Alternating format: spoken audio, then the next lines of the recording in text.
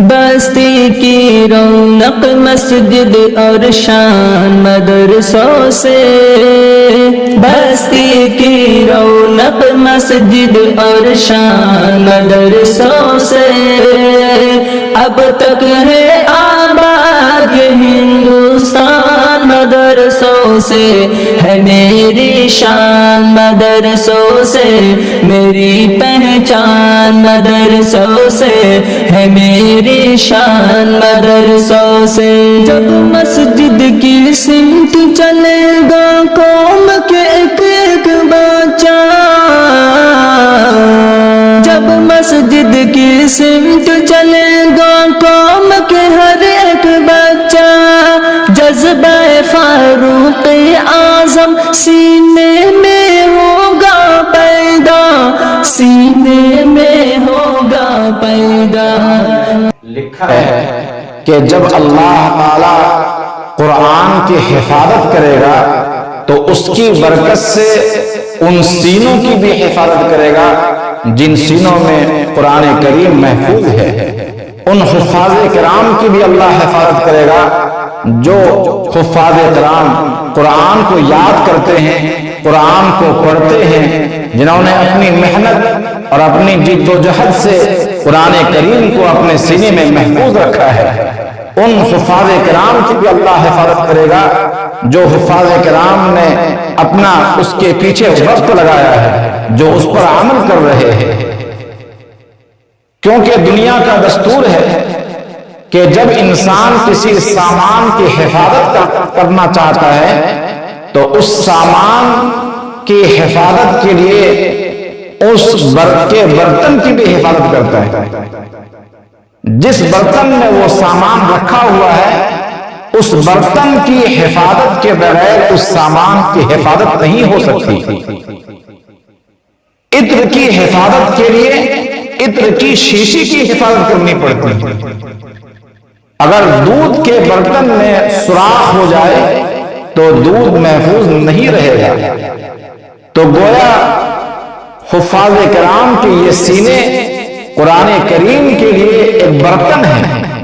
اللہ تعالی جب قرآن کی حفاظت کرے گا،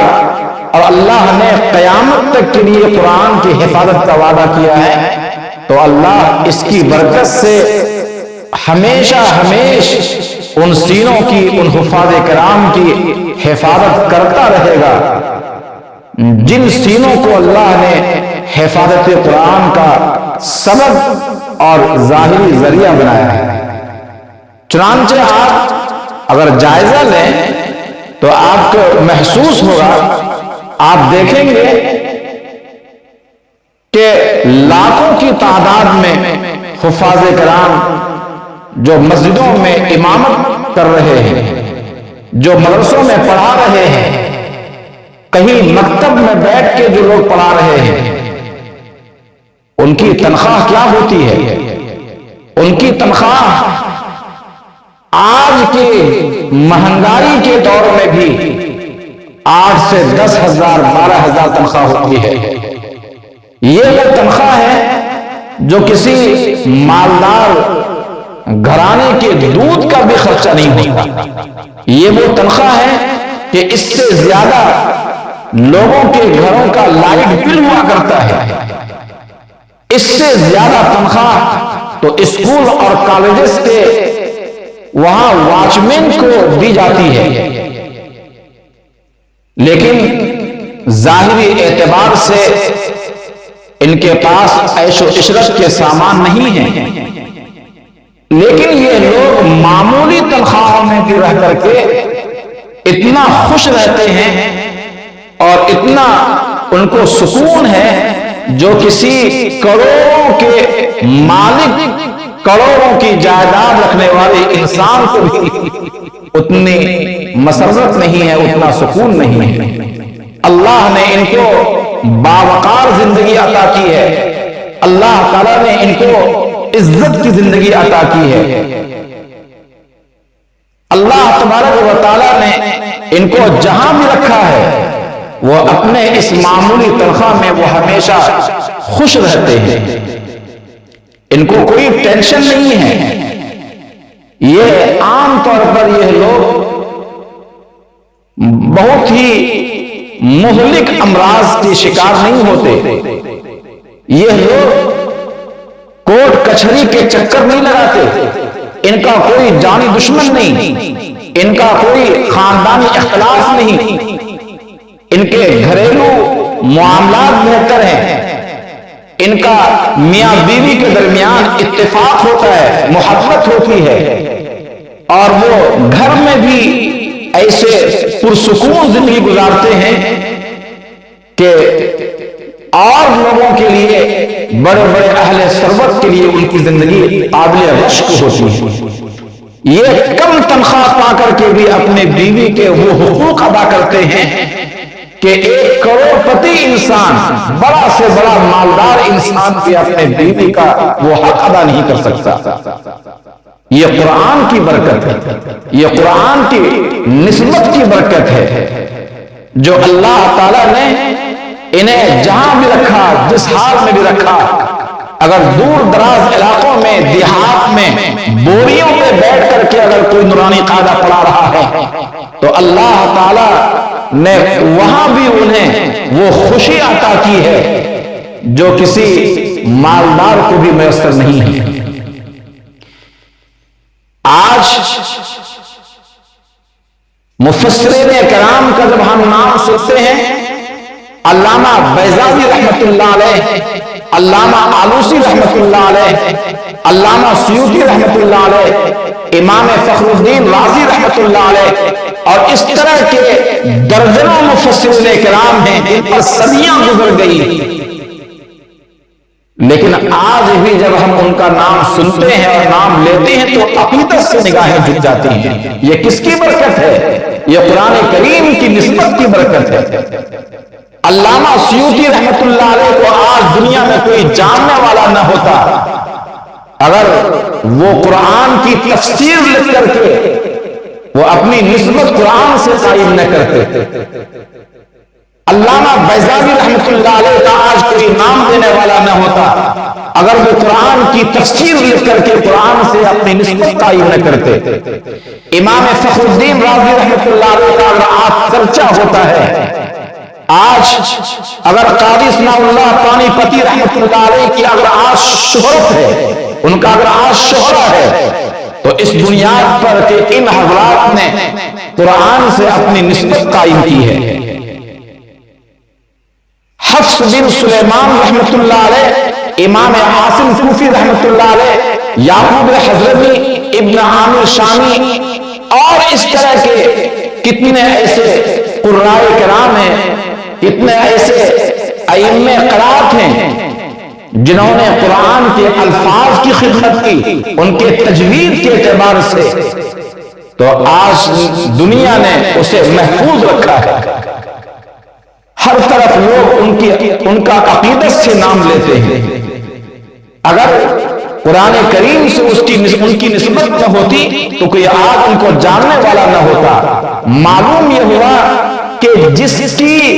جیسے بھی جس اعتبار سے بھی قرآن سے نسبت قائم ہو گئی، اللہ تعالیٰ قرآن سے جڑنے کی بنیاد پہ اللہ اس کی برکت سے انہیں بھی محفوظ رکھتا ہے، اور اللہ تعالیٰ قرآن کی خیر و برکت ان کی زندگیوں میں بھی عطا کرتا ہے۔ یہ دینی مدارس جو لاکھوں کی تعداد میں آج چل رہے ہیں، جن کے پاس کوئی کمپنی نہیں، کوئی مستقل ذریعہ آمدنی نہیں، کبھی تو حالات ایسے آتے ہیں کہ شام میں طلبہ کو کھانے کے لیے دے دیا گیا لیکن کل کے لیے کوئی انتظام نہیں ہے۔ قرآن کی برکت سے اللہ تعالیٰ ان مدارس عربیہ کے بھی نظام کو ہمیشہ ہمیشہ چلاتا ہے، اور رات کے بعد صبح اللہ تعالیٰ ایسا انتظام کرتا ہے دینی مدرسوں کے لیے کہ قابل حیرت لوگ سوچنے پر مجبور ہو جاتے ہیں کہ آخر یہ کروڑوں کے اخراجات ہے سالانہ ان مدرسوں کے، کیسا اس کا نظام چل رہا ہے؟ اخلاص کی بنیاد پہ اگر کسی مدرسے کی بنیاد رکھ دی گئی، آج تک کوئی ایسا مدرسہ آپ کو نہیں ملے گا کہ ایک دن کے لیے اس مدرسے کا نظام بند ہو گیا۔ یا ہمارے گھروں میں 4-5 افراد پر مشتمل ہمارا گھر ہوتا ہے اور ہم اس کا خرچہ نہیں چلا سکتے، صحیح ٹائم پر کھانا نہیں ملتا، نظام گڑبڑ ہو جاتا ہے۔ لیکن مدرسہ جہاں سینکڑوں کی تعداد میں، ہزاروں کی تعداد میں طلبہ پڑھتے ہیں، وہاں ایک دن بھی کھانے کا نظام بند نہیں ہوا ہے، اس کا سسٹم بند نہیں ہوا ہے۔ بڑی بڑی کمپنیوں میں آپ دیکھیں، کروڑوں کی کمپنیاں بند ہو گئی، وہاں دھول اڑ رہی ہے،